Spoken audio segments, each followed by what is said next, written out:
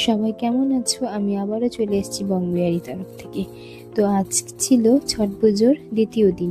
আজ ছিল খারনা।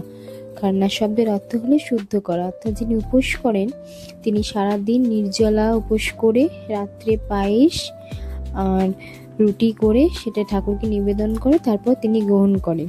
তো বাড়িতে পুজো একটু তো আলপনা দিতেই হয় না, তো এই জন্য রঙ্গোলি আর আলপনা দিয়ে দিলাম আমি আর আমার বর দুজন মিলেই।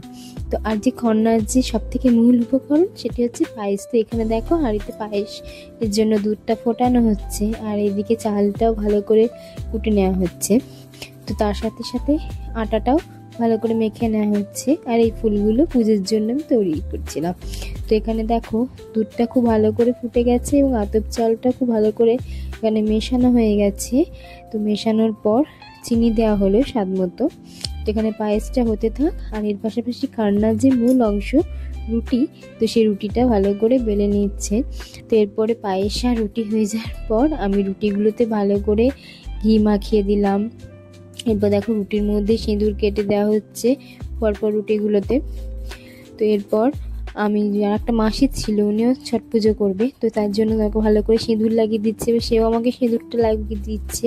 তো খুব সুন্দর এটা মুহূর্ত ছিল। এরপর যে পায়েসটা আমি ঢেলে নিচ্ছি পুজোর জন্য। তারপর কলা পাতার মধ্যে পুজো করা হচ্ছে। এখানে তোমরা দেখতেই পাচ্ছ পুজোরিটা দেখতে সিঁদুর দেওয়া হচ্ছে পরপর ভালো করে। এরপর সারি সারি দিয়ে রুটিগুলো সাজানো হচ্ছে, তার মধ্যে পায়েস এসব, তার মধ্যে কলা দিয়ে এসব পুজো করা হয়।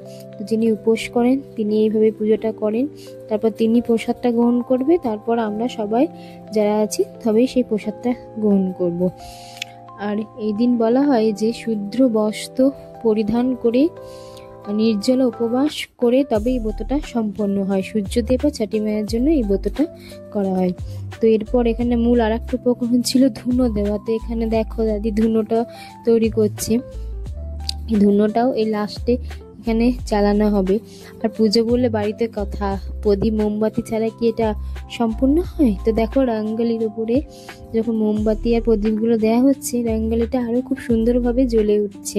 দেখো মোমবাতিগুলো পরপর এখানে সাজিয়ে নিচ্ছে, তো খুব সুন্দর লাগছিল। আর হ্যাঁ, আর তো কথা বলতে তো ভুলেই গেছি, এটা আমার প্রথম ছট পুজো ছিল, তো আমারও খুব ভালো লেগেছে দেখতে। আর এরপর দেখো পান সুপারি সমস্ত কিছু দিয়ে পুজো করা হলো।